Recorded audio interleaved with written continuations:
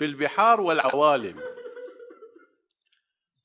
ينقلان عن كتب أصحابنا، عن بعض كتب أصحابنا، أن فاطمة الصغرى عليها السلام قالت: كنت واقفة بباب الخيمة بعد قتل الحسين وأنا أنظر إلى أبي وأصحابه مجزرين كالأضاحي في الرمال والخيول على أجسادهم تجول.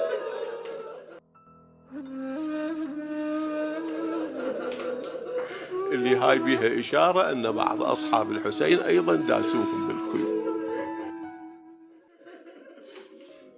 وأنا أفكر فيما يقع علينا بعد أبي من بني أمية، أيقتلوننا أو يأسروننا؟ فإذا برجل على ظهر جواده يسوق النساء بكعبه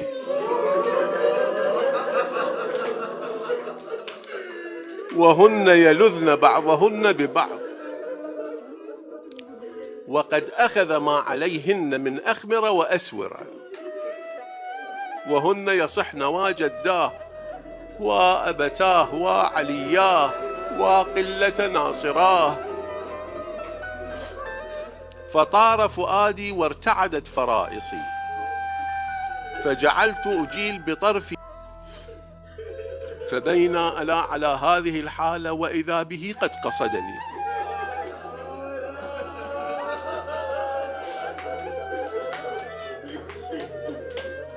ففررت منهزمة وأنا وقد غشي علي.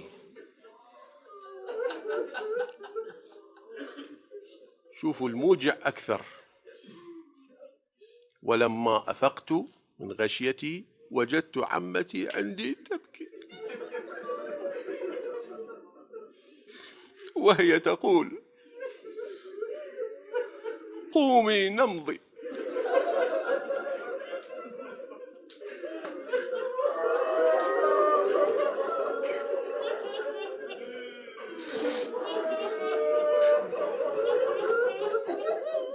كفيلة بالعيال والأيتام.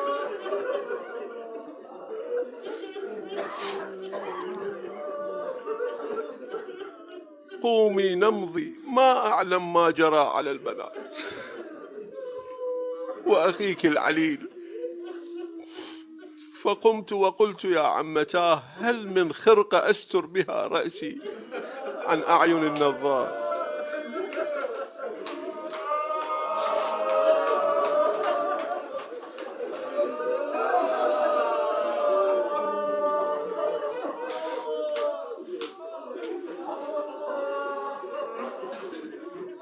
اللي يحرق قلب الموالي أكثر هذا.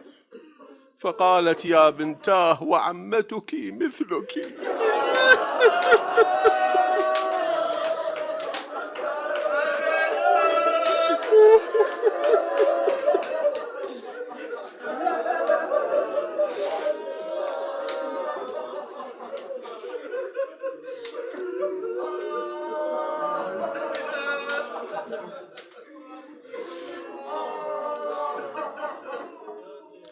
فرأيت رأسها مكشوفة ومتنها قد اسود من الضرب.